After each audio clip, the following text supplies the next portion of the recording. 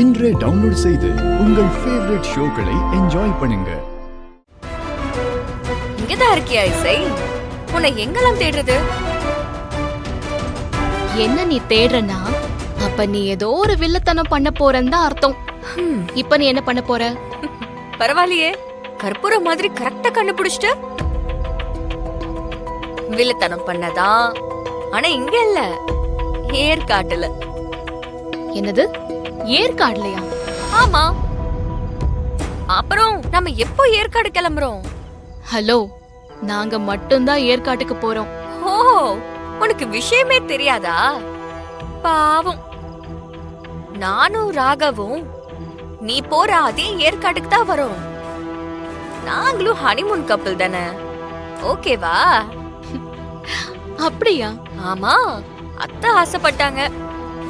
அவங்க ஆசையை நிறைவேற்றுறது தானே மருமகளா என்னோட கடமை. என்ன சொல்ற? ஐயோ இசை, முறைக்காத.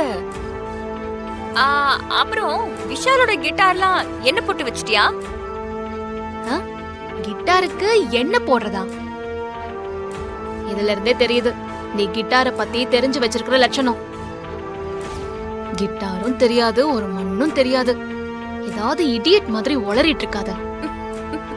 ஹே, ரொம்ப நாளா யூஸ் பண்ணல, அத சிம்பாலிக்கா சொன்ன.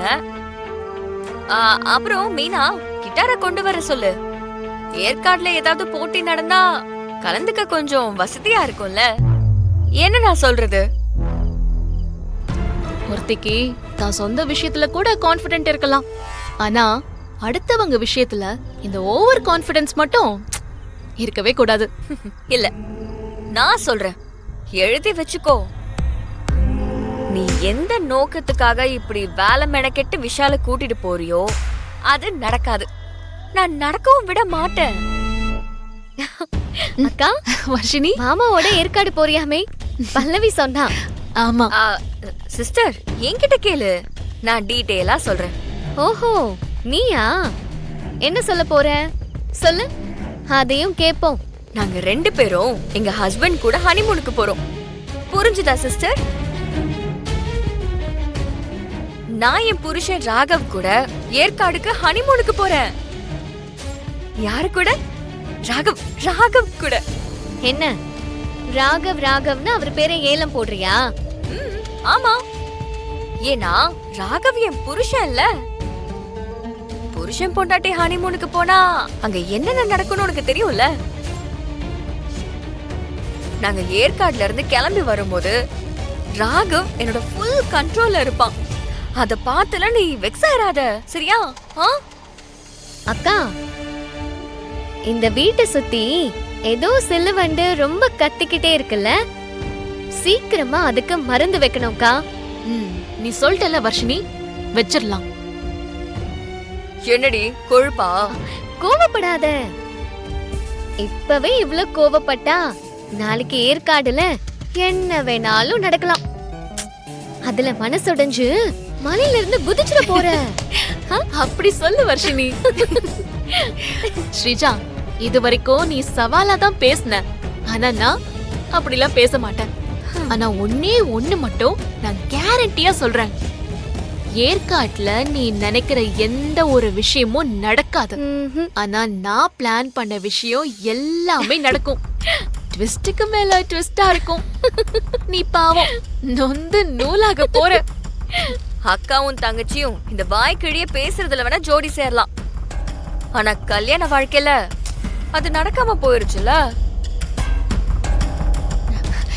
இந்த மாதிரி சட்டுன்னு ஒரு முடிவுக்கு வந்துடாது செல்லம். இந்த வீட்டுக்கு நானும் வர்ஷினியும் மட்டும்தான் மருமகன். ஐயோ பாவம் அப்படின்லாம் சொல்லி அத்தை உன்னை இந்த வீட்டுல உட்கார வச்சிருக்காங்களே தவிர நீ ஒன்னும் ராகவோட வைஃப் கிடையாது. ரிசர்வேஷன் சீட்ல டிக்கெட் எடுக்காத பேசஞ்சர் மாதிரி உட்கார்ந்துட்டு இருக்க, அவ்வளவுதான்.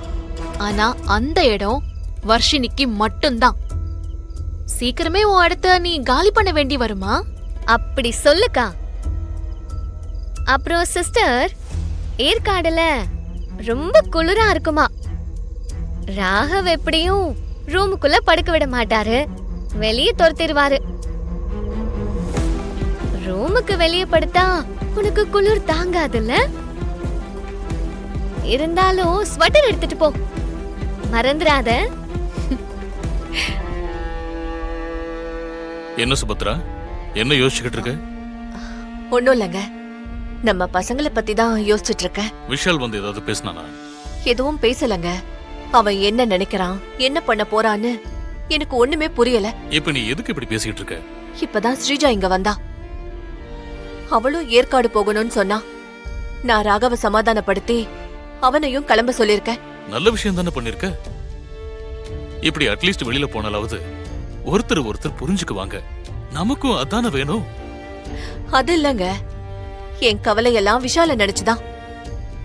விஷால் அவனுக்கு பிடிச்ச மியூசிக் ஃபீல்டுல பெரிய ஆளாக்கணும்னு நினைச்சேன்.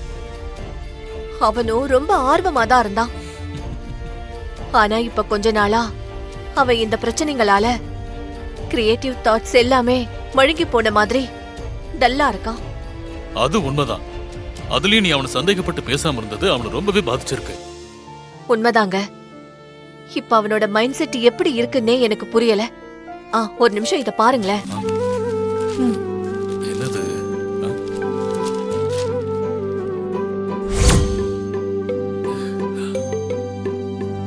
இந்த காம்படிஷன் கூட ஏற்காட்டுல தான் நடக்குது போல. ஆமாங்க, விஷால என் கூட இந்த காம்படிஷனுக்காக ஏற்காட்டுக்கு கூட்டிட்டு போலான்னு நினைச்சிட்டு இருந்தேன். இத பத்தி ரிலாக்ஸா பேசி கன்வின்ஸ் பண்ணி கூட்டிட்டு போலான்னு நான் யோசிச்சுக்கிட்டு இருந்தேன். ஆனா அப்பன்னு பார்த்து கரெக்டா இசை வந்து ஹனிமூனுக்கு போகணும்னு சொல்லிட்டா. இப்ப என்ன, இசை கிட்ட இந்த காம்படிஷனை பத்தி பேசணும் அவ்வளவுதானே? இல்லங்க, அது சரியா வராது. ஏற்கனவே விஷால் இசை மேல கோவமா இருக்கான். இப்ப இந்த காம்படிஷனை பத்தி அவளை சொல்றது நல்லாவும் இருக்காது. விஷால் இசை மேல கோவமா இருக்கான்னு நீதான் சொல்ற. ஆனா இசை ஏற்காடு போகணும்னு சொன்னப்போ கோபப்பட்டவன் திரும்ப வந்து ஏற்காடு போறதுக்கு ஒத்துக்கலையா? அதெல்லாம் சரிதாங்க. அதுக்காக இந்த காம்படிஷனை பத்தி இசை கிட்ட பேசுறது சரியா இருக்காதுங்க.